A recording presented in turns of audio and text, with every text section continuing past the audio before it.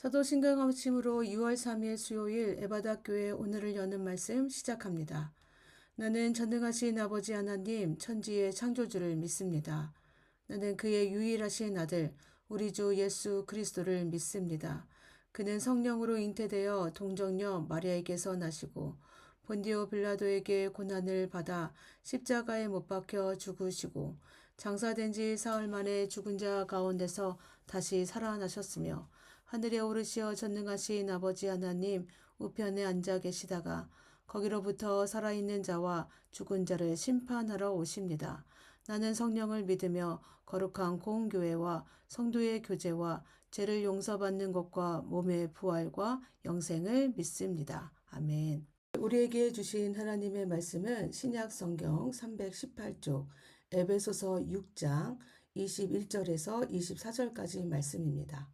신약 성경 318쪽 에베소서 6장 21절에서 24절까지 말씀입니다.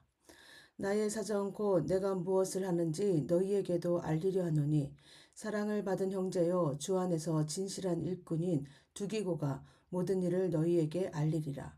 우리 사정을 알리고 또 너희 마음을 위로하기 위하여 내가 특별히 그를 너희에게 보내었노라. 아버지 하나님과 주 예수 그리스도께로부터 평안과 믿음을 경험한 사랑이 형제들에게 있을지어다. 우리 주 예수 그리스도를 변함없이 사랑하는 모든 자에게 은혜가 있을지어다. 아멘. 네, 이제 바울은 에베소 교회에 보내는 편지의 끝 인사를 전합니다.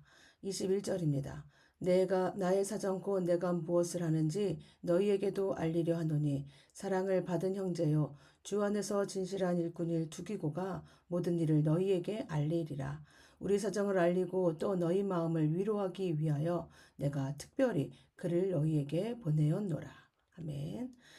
바울은 지금 감옥에 있습니다. 이 사실은 바울 본인에게도 힘든 일이었지만 에베소 교인 성도들에게도 마음 아프고 걱정되는 일이었습니다.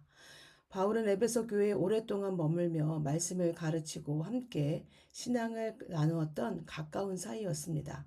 그렇기에 그들에게 바울은 단순히 말씀을 가르쳤던 교사 정도가 아니라 영적인 아버지와 같은 존재였습니다. 그래서 바울이 복음을 전하다가 감옥에 갇혔다는 소식을 들은 에베소 성도들에게 사랑하는 목자가 고난을 당하고 있다는 것은 안타까운 현실이었고 그들의 마음에도 깊은 걱정과 근심이 자리 잡게 되었습니다. 바울 선생님이 많이 아픈 건 아닌지, 또 식사는 잘하고 있는 건지, 낙심해 있는 것은 아닌지, 바울 선생이 감옥에 있다면 이제 복음 사역은 어떻게 되는 것인지, 혹시라도 복음 전파가 막히는 것은 아닌지 별의별 생각이 다 날 것이었습니다. 직접 가서 볼 수도 없습니다. 거리와 환경의 제약으로 그렇게 할 수도 없는 상황입니다. 그러니 에베소 교회 성도들의 마음은 더욱 답답하고 무거웠을 것입니다. 바울도 에베소 교회 성도들의 마음을 잘 알고 있기에 이제 마치는 말씀에서 끝 인사에서 자신의 형편을 이제 알리고자 합니다. 하지만 바울은 감옥에 있기 때문에 움직일 수가 없지요. 그래서 바울을 대신해요. 누군가를 보내야 하는데 그 사람이 바로 오늘 말씀에 나오는 두기고입니다. 바울은 두기고를 소개하는데 사랑을 받은 형제요 주 안에서 진실한 일꾼이라고 소개합니다. 두기고는 소아시아 출신의 그리스도인입니다. 바울이 3차 전도여행 때 함께했던 동역자였습니다. 그는 예루살렘 교회를 위한 구제현금을 전달하는 여정에도 함께했고요. 바울의 사역 곁에서 묵묵히 그의 사역을 함께 해왔던 그런 사람이었습니다. 두기고는 바울의 사역이 잘 되고 사람들이 몰려올 때만 함께했던 사람이 아니라 바울이 힘들고 어려운 지금 감옥에 갇혀있는 그 상황 가운데서도 지금 같이 하고 있습니다. 형편이 좋을 때나 어려울 때나 영광의 자리나 고난의 자리에서도 지금 바울과 함께 했던 사람이 바로 두기고라는 것입니다. 특별히 바울이 감옥에 갇혀있는 상황 속에서도 두기고는 그의 곁을 떠나지 않았습니다. 사실 감옥에 갇힌 바울의 심부름을 한다는 것은 쉬운 일은 아니었습니다. 당시 로마 사회에서 제수와 가까이 지내고 그를 돕는 일은 위험을 감수해야 하는 일이었습니다. 바울을 찾아가고 그의 편지를 들고 다닌다는 것 역시 그에게도 의심과 불이익을 받을 수 있는 그런 일이었다는 것이죠. 그런데 두기고는 어떻게 했냐면 그런 계산을 하지 않았던 것입니다. 자신이 손해를 보고 위험에 처한다는 것을 알면서도 바울이 부르면 언제든지 달려가 그를 도왔습니다. 두기고가 바울을 이렇게 섬기는 것은 바울에 대한 인간적인 정의나 의리 때문만은 아니었을 것입니다. 그를 움직이는 것은 바울과 주 안에서 맺은 사랑과 복음을 향한 헌신 때문이었습니다. 바울을 돕는 일이 복음에 동참하는 일이라 그렇게 했다는 것이죠. 그래서 바울은 두기고를 단순히 심부름꾼으로 소개하지 않습니다. 그는 두기고를 향해 사랑받는 형제요 주 안에서 진실한 일꾼이라고 합니다. 또 골로새서에서는 또 어떻게 얘기하냐면 신실한 일꾼이요 함께 된 종이라고 소개합니다. 이 표현 속에서는 두기고가 어떤 사람이었는지가 정확하게 담겨져 있습니다. 그는 단순히 바울 곁에서 일을 돕는 사람만이 아니라 사랑받는 형제라고 불렀습니다. 이는 복음 안에서 마음을 나누고 함께 울고 웃는 가족과 같은 관계를 의미합니다. 또한 진실한 일꾼, 신실한 일꾼이라고 부릅니다. 이는 맡겨진 일을 끝까지 책임있게 감당하는 사람이라는 뜻입니다. 그리고 함께 된 종이라고 합니다. 이것은 두기고가 바울과 같은 방향을 바라보며 복음을 위해 자신을 드린 동역자였음을 보여주고 있습니다. 그는 성경의 많은 부분을 나오는 것이 아니었습니다. 특별한 능력이나 업적이 기록되어 있지도 않습니다. 그러나 그는 자신의 자리에서 바울과 함께 복음을 위해 수고했고 드러나지 않는 자리에서도 신실하게 주님의 일을 감당했음을 우리가 알 수 있습니다. 그래서 그는 바울이 좋을 때만 함께한 것이 아니라 감옥에 갇혀 있는 고난 가운데서도 그의 곁을 지켜주었고 자신의 유익보다 복음을 위해 헌신했던 것을 알 수 있습니다. 그래서 바울도 두기고를 신뢰했다는 것을 우리가 알 수 있습니다. 그 신뢰는 말로만 드러난 것이 아니라 실제 사명을 맡기는 데서도 나타납니다. 바울이 위험을 무릅쓰고 두기고를 에베소에 보낸 이유를 22절에 분명히 나타나죠. 우리 사정을 알게 하고 또 너희 마음을 위로하게 하려 함이라고 말합니다. 두기고가 맡은 일은 단순히 편지 한 장을 전달하는 일이 아니었습니다. 그는 바울의 상황을 전하는 사람이었고 동시에 성도들이 힘들어하고 어려워하는 그 마음들을 위로하기 위해서 보내진 사람이었습니다. 감옥에 있는 바울의 형편을 정확히 알고 그의 마음을 이해하며 그 마음을 가지고 에베소 성도들에게 갈 수 있었습니다.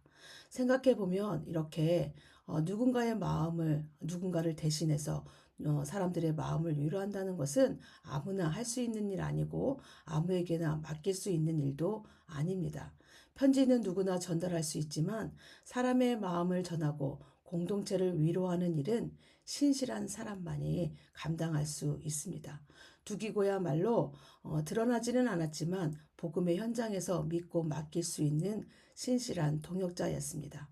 신실한 동역자란 형편과 상황에 따라 움직이는 사람이 아닙니다.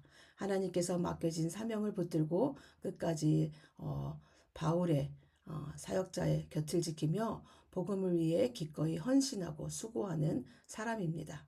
드러나는 자리보다 맡겨진 자리에서 충성하며 사람보다 하나님 바라보며 함께 걸어가는 사람이 바로 신실한 동역자입니다. 두기고가 바로 그렇게 하나님의 일을 함께 이루어가는 신실한 동역자였습니다. 그러게 우리가 생각해 보면 우리 안에도요 하나님께서 함께 붙여주신 동역자들이 있습니다. 교회는 혼자 신앙생활 하는 곳이 아닙니다. 함께 울고 함께 기도하고 함께 사명을 감당하는 믿음의 공동체입니다. 생각해 보면 우리 곁에도요 두기고와 같은 동역자들이 있습니다. 앞에 드러나지 않지만 묵묵히 자신의 자리를 지키는 성도님들, 또 교회를 위해 보이지 않는 곳에서 섬기고 누군가를 위해 기도하며 힘들고 어려운 순간에도 공동체를 떠나지 않고 함께 걸어가는 성도님들이 있습니다. 바로 그런 분들이 우리의 신실한 동역자입니다. 우리에게 이렇게 신실한 동역자가 함께 하기 때문에 우리도 이 믿음의 길을, 힘들고 어려운 이 믿음의 길을 우리가 같이 걸어갈 수 있습니다. 네, 때로는 믿음의 길이 힘들고 어렵습니다. 그렇지만 우리가 이 동역자들이 함께 할 수 있기에, 함께 하기에 동역자들과 함께하며 새 힘을 얻어서 다시 일어날 수 있습니다. 서로 격려하고 위로하며 함께 걸어갈 때 우리는 이 믿음의 길에서 기쁨과 감사가 넘치게 됩니다. 그래서 하나님께 우리에게 함께하고 있는 이 동역자들을 주심에 감사하고 이 동역자들 귀하게 여기며 나아가는 우리가 되기를 바랍니다. 그리고 우리 역시 누군가의 곁을 지켜주며 함께 믿음의 길을 걸어가는 신실한 동역자가 되기를 소망합니다. 하나님 나라를 함께 바라보고 하나님 뜻을 함께 이루어가는 우리 그런 믿음의 공동체 되기를 소원합니다. 또 23절, 24절에서는 또 마지막 인사를 전합니다. 아버지 하나님과 주 예수 그리스도께로부터 평안과 믿음이 겸한 사랑이 형제들에게 있을지어다. 우리 주 예수 그리스도를 변함없이 사랑하는 모든 자에게 은혜가 있을지어다. 바울은 이제 에베소 교회 성도들에게 마지막 인사를 전합니다. 그러나 이것은 단순한 작별 인사가 아닙니다. 편지를 마무리하는 형식의 말도 아닙니다. 바울의 마지막 인사에는 무엇이 담겨져 있냐면 성도들을 향한 축복이며 하나님을 향한 자신의 신앙 고백이 담겨져 있습니다. 당시 에베소 교회 성도들의 마음은 많이 흔들리고 있었을 것입니다. 바울이 감옥에 있다는 소식도 그들에게는 평안을 흔들었고 두려움이었을 것이고 어떤 이들은 그래서 낙심했을 것이고 어떤 이들은 앞날을 염려했을 것입니다. 바울은 그들의 마음을 다 알고 있었습니다. 그래서 편지 마지막에 성도가 누릴 수 있는 가장 귀한 하늘의 선물을 담아 축복합니다. 평안, 믿음을 겸한 사랑, 그리고 은혜입니다. 그런데 세상의 기준으로 보면 위로를 받아야 할 사람은 누구입니까? 바울입니다. 감옥에 갇혀 있고 앞날도 불확실하고 복음을 전하다 고난을 당하고 있기 때문입니다. 그런데 바울은 자신을 걱정하는 성도들을 오히려 위로하고 축복합니다. 왜냐하면 바울의 마지막 인사는 단순한 작별의 말이 아니라 그의 신앙 고백이기 때문에 그렇습니다. 자신의 신앙 고백을 통해서 에베소 교회 성도들을 위로하고 있는 것입니다. 바울이 비록 감옥에 있어서 자유롭지 못한 상황이지만 그의 육체는 매여 있는 것이 아니라 자신과 함께하는 하나님을 바라보고 있습니다. 여전히 살아서 역사하신 하나님을 바라보며 자신의 환경을 넘어 일하시는 하나님을 고백할 수 있었습니다. 그래서 그는 절망보다는 은혜를, 두려움보다는 평안을, 현실보다는 하나님의 약속을 붙들고 있는 것입니다. 그래서 에베소 교회 성도들에게도 절망하지 말아라. 하나님의 은혜가 함께하고 있다. 두려워하지 말아라. 하나님이 우리를 지키시고 인도하고 있다. 우리를 평안 가운데 우리를 지켜 인도하고 계신다.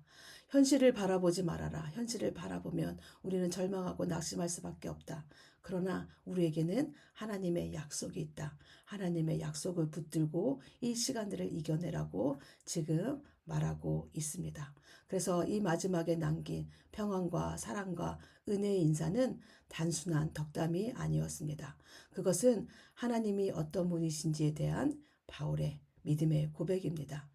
그는 자신의 형편을 바라보며 절망을 말하지 않습니다. 오히려 하나님께서 끝까지 자기 백성을 붙드시고 감옥에서도 은혜를 베푸시며 어떤 상황 속에서도 복음을 이루신다는 사실을 고백하고 있습니다. 이 고백은 우리에게도 위로가 동일한 위로가 됩니다. 우리 삶 속에서도 때로는 감옥 같은 현실이 있습니다. 해결되지 않는 문제, 답답한 상황, 마음을 무겁게 하는 염려가 있습니다. 그럴 때 우리의 시선은 현실을 바라보는 거며 낙심하는 것이 아니라 모든 상황 가운데 함께 계시는 하나님을 바라보기 원합니다. 여전히 살아서 역사하시는 하나님, 보이지 않는 곳에서 일하시고 계시는 하나님, 그리고 당신의 뜻대로 약속하신 대로 하나님의 일들을 이루어 가시는 분이십니다. 그래서 우리는 현실이 아니라 그 현실 가운데 우리에게 평안을 주시고 은혜를 주시고 또 약속을 이루어 가시는 하나님을 바라보며 더 믿음으로 나아가는 우리 모두가 되기를 바랍니다. 그래서 바울처럼 흔들리는 세상 속에서도 평안과 사랑과 은혜를 우리가 기억하며 이것들을 세상 가운데 또 흘려보내며 어려운 현실 속에서도 하나님보다 문제를 크게 보지 않는 하나님만 바라보는 믿음의 사람들이 다 되기를 원합니다. 이 시간 말씀을 기억하며 함께 기도하겠습니다. 우리에게 신실한 우리에게 신실한 동역자를 주셔서 감사하며 함께 하나님의 나라를 이루어가는 우리 모두가 되게 하여 주시옵소서라고 기도해 주시기 바랍니다. 또 우리가 현실의 문제보다는 모든 상황 가운데 역사하시는 하나님을 의지하는 믿음의 사람들이 되게 하여 주시옵소서라고 기도해 주시기 바랍니다. 오늘 공동체 기도는 유민찬 청년입니다. 다치지 않고 행복한 한 해 되게 해주세요. 가족 모두 건강하게 해주세요. 군대가 좀 더 좋아지게 해주세요. 성도님들 모두 건강하게 해주세요. 나라와 세계의 평화가 넘치게 해주세요. 라는 기도 제목을 갖고 있습니다. 우리 유민찬 청년 이제 군대 생활이 얼마 남지 않았는데 끝까지 군대 생활 잘 마무리하고 건강하게 제대할 수 있도록 그렇게 기도해 주시고 그리고 하나님 믿는 믿음을 계속해서 이어가며 그 믿음이 더욱더 주님 안에서 자라갈 수 있는 우리 유민찬 청년 될 수 있도록 기도해 주시기 바랍니다. 또 우리 가정과 교회와 나라와 일터 위에서도 나라와 세계 위에서도 함께 기도해 주시고요. 오늘 특별히 지방선거가 있는 날입니다.